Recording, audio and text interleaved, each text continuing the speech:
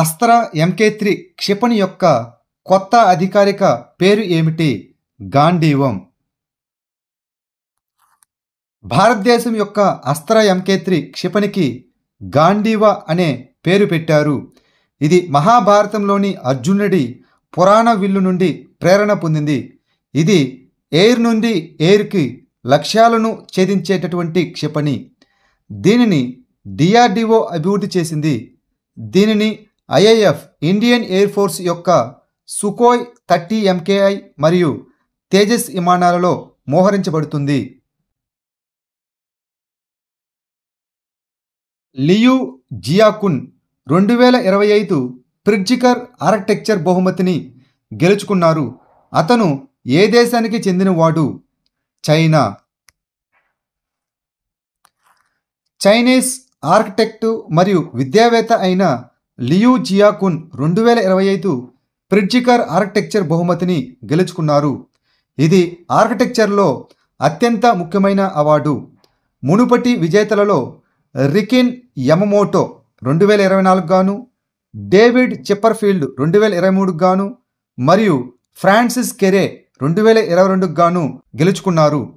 68 ఏళ్ల Liu జియాకున్ architecture రంగంలో నోబెల్తో సమానమైన ఈ బహుమతిని అందుకున్న 54వ గ్రహీత. ఈ అవార్డు ప్రధానోత్సవం ఈ వసంతకాలంలో UAE యొక్క రాజధాని అయినటువంటి అబుదాబిలో జరుగుతుంది. 2025 అంతర్జాతీయ మహిళా దినోత్సవం కోసం ఇన్సూరింగ్ హీరోస్ అనే ప్రచారాన్ని ప్రారంభించిన డిజిటల్ ప్లాట్ఫామ్ ఏమిటి? ఫోన్పే. భారతదేశంలోని ప్రముఖ డిజిటల్ చెల్లింపు ప్లాట్ఫామ్లో ఒకటైనటువంటి ఫోన్పే అంతర్జాతీయ మహిళా దినోత్సవం కోసం తన ఇన్సూరింగ్ హీరోస్ ప్రచారాన్ని ప్రారంభించింది. ఎంపిక చేసిన టర్మ్ లైఫ్ మరియు హెల్త్ ఇన్సూరెన్స్ ప్లాన్లపై ప్రత్యేకమైన డిస్కౌంట్లను అందించడం ద్వారా మహిళల్లో ఆర్థిక భద్రతను ప్రోత్సహించడం ఈ ఇనిషియేటివ్ యొక్క లక్ష్యం. మార్చి 9, 2025 వరకు ఫోన్పే యాప్లో అందుబాటులో ఉన్న ఈ ప్రచారం టర్మ్ లైఫ్ ఇన్సూరెన్స్పై 30% మరియు ఆరోగ్య బీమాపై 15% వరకు తగ్గింపులను అందిస్తుంది. ప్రపంచ సుస్థిర అభివృద్ధి సదస్సు 2025 ఎక్కడ జరిగింది? న్యూఢిల్లీ. కేంద్ర పర్యావరణం, అటవీ మరియు వాతావరణ మార్పుల మంత్రి అయినటువంటి భూపేందర్ యాదవ్ న్యూఢిల్లీలో ప్రపంచ సుస్థిర అభివృద్ధి సదస్సు 2025ను ప్రారంభించారు. The energy and resources institute నిర్వహించిన ఈ సమ్మిట్ సుస్థిర అభివృద్ధి మరియు వాతావరణ పరిష్కారాలను వేగవంతం చేయడానికి భాగస్వామ్యాలు అనే అంశంపై దృష్టి సారించింది. 2020లో భారతదేశం గ్రీన్ హౌస్ వాయు ఉద్గారాలను 7.93% తగ్గించింది. 2025 ప్రపంచ ఊబకాయ దినోత్సవం యొక్క థీమ్ ఏమిటి? మారుతున్న వ్యవస్థలు మరియు ఆరోగ్యకరమైన జీవితాలు. ప్రపంచ స్థూలకాయ సంక్షోభాన్ని పరిష్కరించడానికి మార్చి 4న ప్రపంచ స్థూలకాయ దినోత్సవం 2025 జరుపుకున్నారు. 2025 సంవత్సరానికి గాను థీమ్ వచ్చి వ్యవస్థలను మార్చడం మరియు ఆరోగ్యకరమైనటువంటి జీవితాలు. దీని లక్ష్యం అవగాహన పెంచడం, విధానాలను మెరుగుపరచడం మరియు స్థూలకాయ నివారణ, అదేవిధంగా చికిత్సను ప్రోత్సహించడం. 2050 నాటికి భారతదేశంలో 440 మిలియన్లకు పైగా ఊబకాయం మరియు అధిక బరువు ఉన్నవారు ఉంటారని అంచనా వేయబడింది. ఇది చైనా తర్వాత 2వ స్థానంలో ఉంది.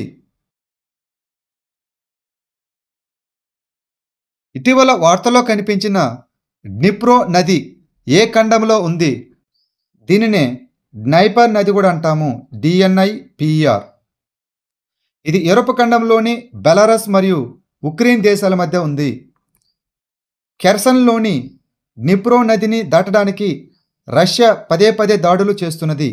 భారీ ప్రాణనష్టం ఉన్నప్పటికీ శాంతి చర్చలకు ముందు మరిన్ని భూభాగాలను స్వాధీనం చేసుకోవాలనే లక్ష్యంతో ఉంది. ఈ డ్నిప్రో నది యూరప్ ఖండంలోని ప్రధాన సరిహద్దు నదులలో ఇదొకటి. వోల్గా, డానుబే మరియు ఉరల్ తర్వాత ఇది యూరప్ ఖండంలో 4వ పొడవైన నది. ఈ నది తూర్పు ఐరోపా గుండా ప్రవహిస్తుంది. బెలారస్సు మరియు ఉక్రెయిన్కి ఎక్కువ సరిహద్దుగా ఉంది. ఉక్రెయిన్ను కుడి మరియు ఎడమ నది ఒడ్డులుగా విభజిస్తున్నది.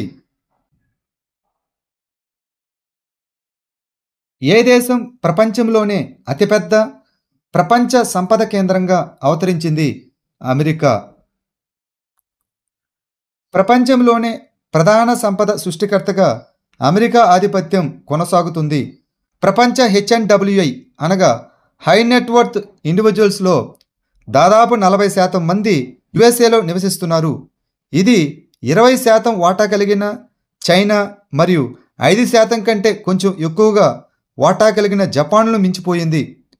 అమెరికా, చైనా మరియు జపాన్ తర్వాత భారతదేశం ప్రపంచవ్యాప్తంగా 85,698 మంది సూపర్ రిచ్లతో 4వ స్థానంలో ఉంది. ప్రపంచవ్యాప్తంగా అమెరికా, చైనా మరియు జపాన్ తర్వాత భారతదేశం 4వ స్థానంలో ఉందని ఆస్తి కన్సల్టింగ్ సంస్థ అయినటువంటి నైట్ ఫ్రాంక్ తాజా గ్లోబల్ వెల్త్ నివేదిక తెలిపింది. ఏ రాష్ట్ర ముఖ్యమంత్రి అడ్వాన్స్డ్ సైబర్ సెక్యూరిటీ ఆపరేషన్ సెంటర్ను ప్రారంభించారు? కేరళ. కేరళ ముఖ్యమంత్రి Pinarayi Vijayan Kerala police cyber division యొక్క అడ్వాన్స్డ్ సైబర్ సెక్యూరిటీ ఆపరేషన్ సెంటర్ను వర్చువల్గా ప్రారంభించారు. ఈ అత్యాధునిక సౌకర్యం పోలీస్ వ్యవస్థలు మరియు కీలకమైన మౌలిక సదుపాయాల కోసం సైబర్ భద్రతా చర్యలను మెరుగుపరచడం లక్ష్యంగా పెట్టుకుంది. ఇటీవల కులం, ఆదాయం మరియు జాతీయత ధృవీకరణ పత్రాలు వంటి ముఖ్యమైన పత్రాల కోసం దరఖాస్తు రుసుమును ఏ రాష్ట్ర ప్రభుత్వం మాఫీ చేసింది? మహారాష్ట్ర.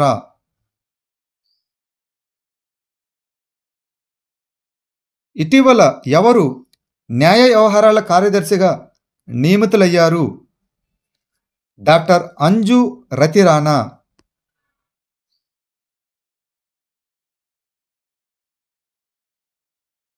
ఇటీవల RBI reserve bank of India executive డైరెక్టర్గా ఎవరు నియమితులయ్యారు? అజిత్ రత్నాకర్ జోషి.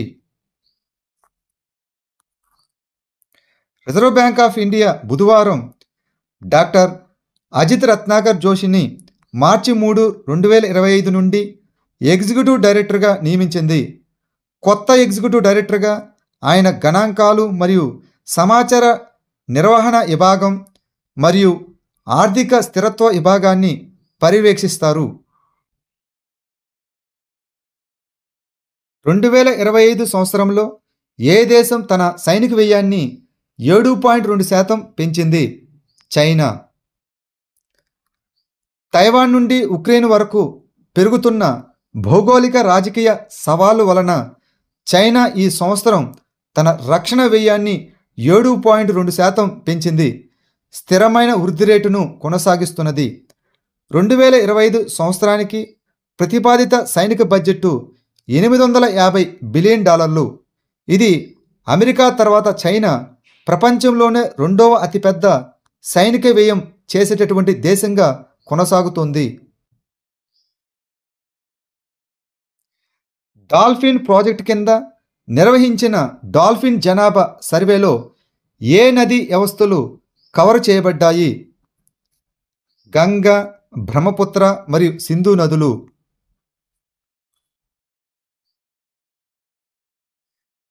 కొత్త జాతుల జంపింగ్ స్పైడర్స్తో సంబంధం కలిగి ఉన్న దేశం ఏది?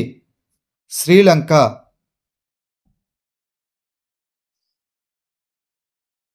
ఈ నెల 8న అంతర్జాతీయ మహిళా దినోత్సవం సందర్భంగా జాతీయ సదస్సును రాష్ట్రపతి ద్రౌపది ముర్ము ఎక్కడ ప్రారంభించారు? న్యూఢిల్లీ. ఈ నెల 8వ తేదీన అంతర్జాతీయ మహిళా దినోత్సవం సందర్భంగా న్యూఢిల్లీలో రాష్ట్రపతి ద్రౌపది ముర్ము ఒక జాతీయ సదస్సును ప్రారంభించారు. మహిళా మరియు శిశు అభివృద్ధి మంత్రిత్వ శాఖ నారీ శక్తితో వికసిత్ భారత్ అనే థీముతో ఈ సదస్సును నిర్వహించింది. ఈ కార్యక్రమంలో వివిధ రంగాలకు చెందిన మహిళలు పాల్గొన్నారు. షీ బిల్డ్ భారత్ అనే హ్యాష్ ట్యాగ్తో సోషల్ మీడియా ప్రచారం కూడా నిర్వహించబడింది. ఇటీవల వార్తల్లో కనిపించిన వాలిస్ లైన్ ఏ రెండు ప్రాంతాల మధ్య ఉంది? బాలి మరియు లాంబాక్. ఈ వాలిస్ లైన్ అనేది ఆసియా మరియు ఆస్ట్రేలియాలో కనిపించే విభిన్న జీవవైవిధ్యాన్ని సూచిస్తుంది. ఈ రేఖను 19వ శతాబ్దం చివరిలో ఆల్ఫ్రెడ్ రసిల్ వాలిస్ గుర్తించారు. ఈ వాలిస్ లైను బాలి మరియు లాంబాక్ మధ్య నడుస్తుంది. రేఖకు ఇరువైపులా టార్సియర్సు మరియు అనోవ్ వంటి మరెక్కడ కనిపించిన జాతులకు నిలయం. బోర్నియోకు దగ్గరగా ఉన్నప్పటికీ ఈ ద్వీపం విభిన్న వృక్షజాలం మరియు జంతుజాలానికి మద్దతిస్తుంది. ఆఫ్రికా మరియు భారతదేశంతో సహా వివిధ ప్రాంతాలతో వాటి అనుబంధాలను అతను గుర్తించాడు.